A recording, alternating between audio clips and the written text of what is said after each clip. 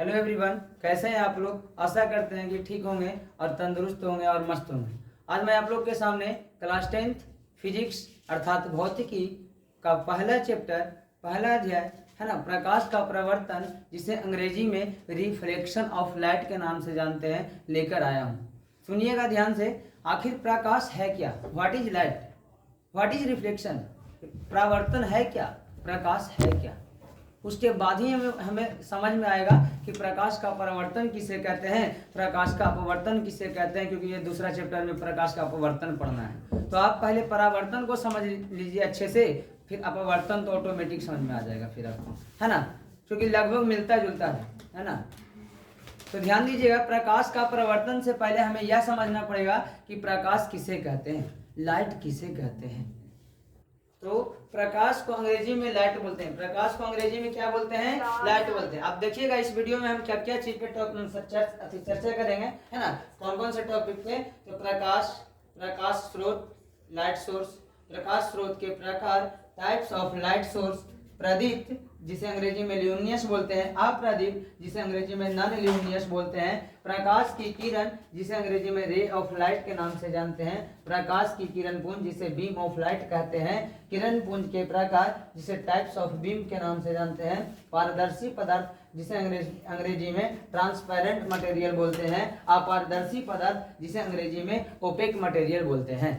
तो ध्यान दीजिएगा, आपका इतना टॉपिक पे इसमें वीडियो में आपको मिलेगा, इस वीडियो में बने रहिएगा। और वीडियो यदि देखने के बाद समझ में आता है तो चैनल को शेयर, सब्सक्राइब एंड लाइक करना नहीं भूलिएगा, है ना, ताकि आपके पास वीडियो का जो नोटिफिकेशन है वो जल्द से जल्द मिल सके। तो पहला है प्रकाश किसे कहते हैं, है ना। तो प्रकाश जिसे अंग्रेजी में लाइट के नाम से जानते हैं, तो प्रकाश क्या है। क्या आपसे हम एक क्वेश्चन पूछना चाहते हैं कि बिना प्रकाश का आप किसी भी वस्तु को देख सकते हैं क्या? नहीं देख सकते, किसी भी वस्तु को नहीं देख सकते हैं, ठीक है ना। अब ध्यान रखिएगा, अंधेरे में आपको अगर कोई वस्तु को रख दिया जाए, अगर देखने बोल दिया जाए तो आप देख नहीं सकते हैं, आंख होने के बावजूद भी। अर्थात प्रकाश है क्या? यदि प्रकाश है भी और आपके पास आंख नहीं है तो आप प्रकाश होते हुए भी किसी भी वस्तु को नहीं देखिएगा। तो आखिर मानव नेत्र है क्या? वो मानव नेत्र में सीखेंगे, लेकिन समझिए है क्या प्रकाश, उस पर हम चर्चा कर रहे हैं। तो प्रकाश कुछ नहीं है, बस एक प्रकार का मीडियम है, एक प्रकार का माध्यम है, जिसके द्वारा हम किसी भी वस्तु को देख सकते हैं, जिससे हम लोग किसी भी वस्तु को सहायता मिलता है देखने में। या यह भी बोल सकते हैं कि प्रकाश एक प्रकार का ऊर्जा का रूप है, प्रकाश ऊर्जा का रूप है, जिसके द्वारा किसी भी वस्तु को देखने में सहायता होता है। मानव नेत्र भी क्या है? तो मानव नेत्र भी वही है, एक प्रकार का माध्यम है, जिसके द्वारा किसी भी वस्तु को देख सकते हैं। तो मानव नेत्र भी होना चाहिए देखने के लिए वस्तु, और प्रकाश भी होना चाहिए। आप दोनों फैक्टर को याद रखिएगा, है ना। ऐसा नहीं है कि प्रकाश है तो अंधा आदमी देख लेगा, तीसरा नेत्र से देख लेगा, वो अलग बात है ना, लेकिन रियल में तो नहीं ना देख पाएगा भाई सब कुछ। तो आप समझिएगा प्रकाश क्या है, हम बतला दिए हैं। प्रकाश ऊर्जा का एक रूप है, जिसके द्वारा किसी भी वस्तु को हम लोग देख सकते हैं, जिसकी सहायता से किसी भी वस्तुओं को देखने की अनुभूति होती है, इसे प्रकाश कहते हैं। इसके बाद क्या है? प्रकाश का परावर्तन। आप याद रखिएगा बाबू, परावर्तन का मतलब है ना टकराना होता है। परावर्तन का मतलब क्या होता है? टकराना होता है। परावर्तन का मतलब क्या होता है? टकराना। और प्रकाश का टकराना हम समझ सकते हैं, इस बात से, इस है ना, इस शब्द से समझ सकते हैं। प्रकाश का परावर्तन अर्थात प्रकाश का टकरा करके लौटना। किसी भी वस्तु से प्रकाश के टकरा करके लौटने की घटना को ही तो प्रकाश का परावर्तन कहते हैं, रिफ्लेक्शन ऑफ लाइट कहते हैं। जैसे मान लीजिए आप इस मार्कर पेन को देखना चाहते हैं तो आप डायरेक्ट वे में नहीं देख रहे हैं, क्योंकि इस पर कोई ना कोई किरण आकर के टकरा रहा है, प्रकाश आकर के टकरा रहा है और टकरा करके वापस आपके आंख के पास जा रहा है, तभी आप देख सकते हैं उस वस्तु को, अन्यथा नहीं देख सकते हैं। तो यहाँ पे नियम बन जाता है प्रकाश का परावर्तन का। नियम क्या बन जाता है? आप जानते होंगे कि प्रकाश का परावर्तन के दो नियम है। तो दोनों नियम कैसे होगा, क्या ना, कैसे समझा जाएगा, आप वीडियो में बने रहिएगा तो समझ में आ जाएगा। और आप इससे पहले आपको किरण समझना पड़ेगा, है ना, क्योंकि उसमें आपतित किरण का चर्चा करना पड़ेगा, परावर्तित किरण का करना पड़ेगा, आपतन कोण का करना पड़ेगा, आपतन बिंदु का करना पड़ेगा, परावर्तन कोण का करना पड़ेगा, परावर्तित किरण का करना पड़ेगा, है ना। बहुत सारी चीज़ों को ध्यान में रखना पड़ेगा, अभिलंब का चर्चा करना पड़ेगा। तो इसलिए आप ध्यान दीजिएगा, प्रकाश का परावर्तन के दो नियम है। प्रकाश का परावर्तन कहते किसे हैं, तो प्रकाश का परावर्तन अर्थात किसी भी वस्तु से टकरा करके लौटने की घटना को प्रकाश का परावर्तन कहते हैं। किसके टकरा कर लौटने की घटना को, प्रकाश के टकरा कर लौटने की घटना को। जैसे मान लीजिए इस मार्कर पेन को देखना चाहते हैं, तो यहाँ से कोई किरण आ रहा है, तो आने वाली किरण को फिजिक्स में आपतित किरण कहते हैं, जिसे अंग्रेजी में इंसिडेंट रे बोलते हैं। और जाने वाली किरण को परावर्तित किरण कहते हैं, टकरा करके वापस लौटने वाली किरण को परावर्तित किरण कहते हैं, जिसे हम लोग रिफ्लेक्टेड रे बोलते हैं। RAY रे मींस किरण, रिफ्लेक्टेड मतलब परावर्तित, है ना। तो आपको देखिएगा ऐसा, जैसे मान लीजिए ये कोई समतल दर्पण है ना। अब देखिएगा इस ध्यान से, है ना।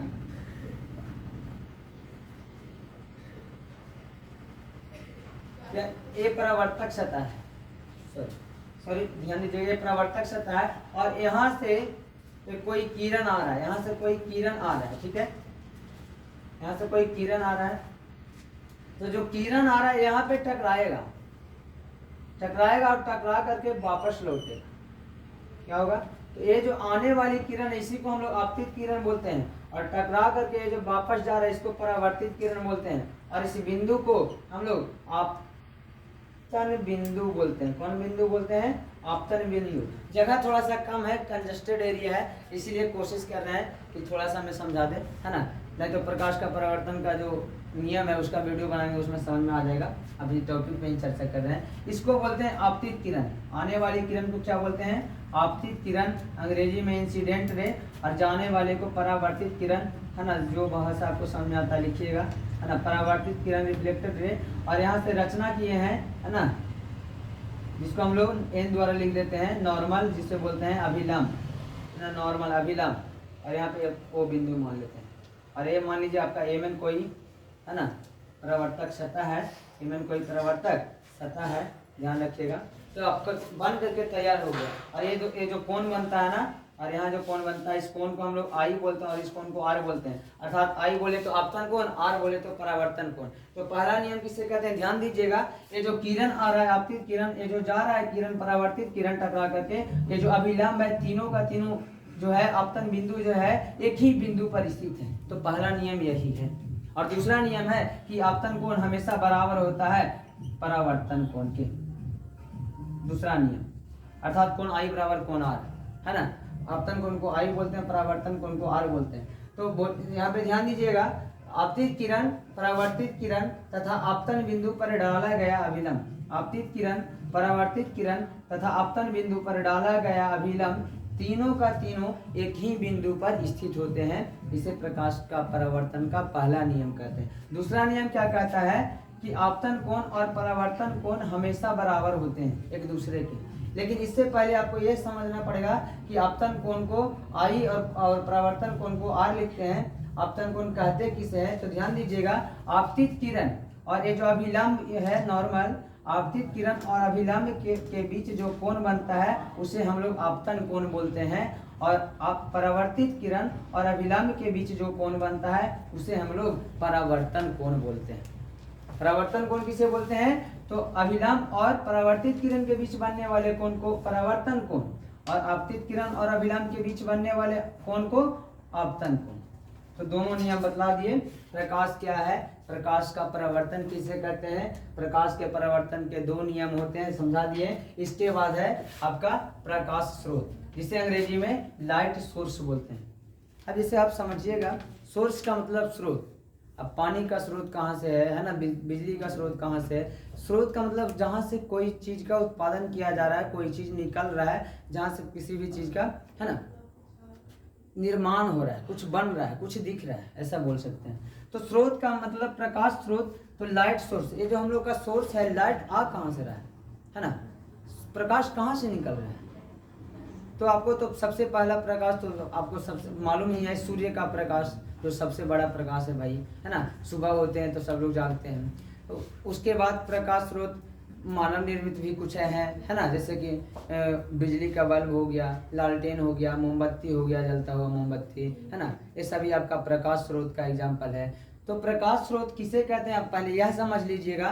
प्रकाश स्रोत किसे कहते हैं, ध्यान से सुनिएगा।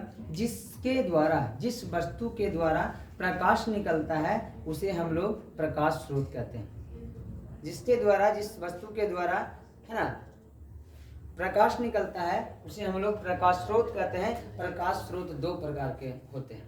How many types of light source? There are two types of light source. First natural light source and second human made light source, अर्थात एक प्राकृतिक प्रकाश स्रोत और दूसरा मानव निर्मित प्रकाश स्रोत। तो प्राकृतिक प्रकाश स्रोत किसे कहते हैं? जो प्राकृतिक के द्वारा दिया गया है, जैसे सूर्य हो गया, है ना, ये आपका प्राकृतिक प्रकाश स्रोत है। मानव निर्मित प्रकाश स्रोत क्या है? तो आपका जलता हुआ बल्ब, बिजली का बल्ब बोल सकते हैं, लाल जलता हुआ लालटेन हो गया, मोमबत्ती हो गया, है ना, ये सब आपका मानव निर्मित प्रकाश स्रोत है। इसके बाद है प्रकाश स्रोत के प्रकार, चर्चा हो गया टाइप्स ऑफ लाइट सोर्स। फिर है प्रादीप्त।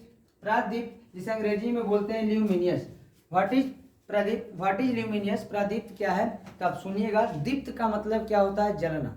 दीप्त का मतलब क्या होता है? जलना। समझिएगा, दीप्त का मतलब जलना होता है और अदीप्त का मतलब नहीं जलना होता है। ठीक है, तो दीप्त का मतलब जिससे प्रकाश निकलता है। तो प्रादीप्त वैसी वस्तु को कहते हैं जिस वस्तु के द्वारा, जिस वस्तु से प्रकाश निकलता है उसे हम लोग प्रादीप्त कहते हैं। उसे हम लोग क्या कहते हैं? प्रादीप्त कहते हैं, है ना। चाहे वो मानव निर्मित प्रकाश स्रोत हो और चाहे वो प्राकृतिक निर्मित प्रकाश स्रोत है, यदि उससे प्रकाश निकल रहा है तो वह वस्तु आपका प्रादीप्त में आएगा। यदि नहीं निकल रहा है तो आपका अप्रादीप्त, जिसे अदीप्त के नाम से भी जानते हैं, जिसे अंग्रेजी में नॉन ल्यूमिनियस बोलते हैं, उसमें आ जाएगा। इसके बाद है आपका प्रकाश की किरण, अंग्रेजी में बोलते हैं रे ऑफ लाइट। तो पहले आप समझिएगा कि रे किसे कहते हैं, किरण किसे कहते हैं, है ना। उसके बाद समझिएगा प्रकाश की किरण।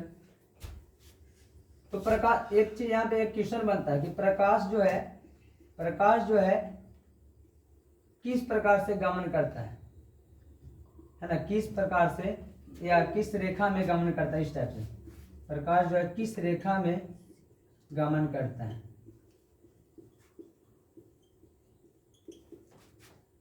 ऑप्शन रहेगा सीधी रेखा, तिरछी रेखा, है ना, समानांतर रेखा, नन ऑफ दीज, इनमें से कोई नहीं। तो आपको पता होगा कि प्रकाश जो गमन करता है वो सीधी रेखा में गमन करता है ना। तो किरण अर्थात जो प्रकाश का जो किरण है, जिस रास्ता से आ रहा है, जिस पथ से आ रहा है, उस पथ को ही, है ना, हम लोग किरण नाम दे देते हैं। उसे हम लोग क्या नाम देते हैं? किरण नाम दे देते हैं। ठीक है, उसे हम लोग प्रकाश की किरण कहते हैं। अर्थात प्रकाश जिस रास्ते से होकर के आता है उसे हम लोग प्रकाश की किरण कहते हैं, रे ऑफ लाइट कहते हैं, प्रकाश की किरण। इसके बाद है आपका किरण पुंज। तो किरण पुंज को हम लोग अंग्रेजी में बीम बोलते हैं। तो किरण समझ में आ गया, है ना। तो किरण पुंज अर्थात पुंज का मतलब किसी भी चीज का ढेर, एक जगह पे इकट्ठा होना। तो किरणों के समूह को हम लोग किरण पुंज कहते हैं। किरणों के समूह को क्या कहते हैं? किरण पुंज कहते हैं। अर्थात बहुत सारे किरण का समूह है, एक जगह पे इकट्ठा है, तो उसे हम लोग किरण पुंज कहते हैं। फिर है किरण पुंज के प्रकार, टाइप्स ऑफ बीम। तो किरण पुंज 3 प्रकार के होते हैं। किरण पुंज कितने प्रकार के होते हैं? 3 प्रकार के होते हैं। कौन कौन होते हैं भाई? पहले आप ध्यान रखिएगा, है ना। तो आपका वो हो गया अपसारी किरण पुंज, अभिसारी किरण पुंज, और एक हो जाता है समानांतर किरण पुंज। ठीक है, अपसारी किरण पुंज, अभिसारी किरण पुंज और समानांतर किरण पुंज, तीनों को समझा देंगे, थोड़ा जगह कम है, ध्यान दीजिएगा, है ना। इसके बाद है आपका पारदर्शी पदार्थ, जिसे अंग्रेजी में बोलते हैं ट्रांसपेरेंट मटेरियल, है ना। फिर है आपका अपारदर्शी पदार्थ, जिसे अंग्रेजी में बोलते हैं ओपेक मटेरियल, है ना। तो उससे पहले आपको यह चीज केमिस्ट्री में पता होगा, पदार्थ किसे कहते हैं, है ना। हम लोग पढ़ तो रहे हैं फिजिक्स, लेकिन पहले थोड़ा सा चर्चा कर देते हैं पदार्थ है क्या, है ना। उसके बाद पारदर्शी पदार्थ में चलेंगे, है ना। केमिस्ट्री में पहले चैप्टर में पढ़ना था हमारे परिवेश के, हमारे आसपास के पदार्थ, है ना, आवर सराउंडिंग्स मटेरियल, जिसे अंग्रेजी में बोलते हैं, है ना। तो पदार्थ किससे कहते हैं, व्हाट इज मैटर, तो पदार्थ क्या है ना। तो आप सुनिएगा,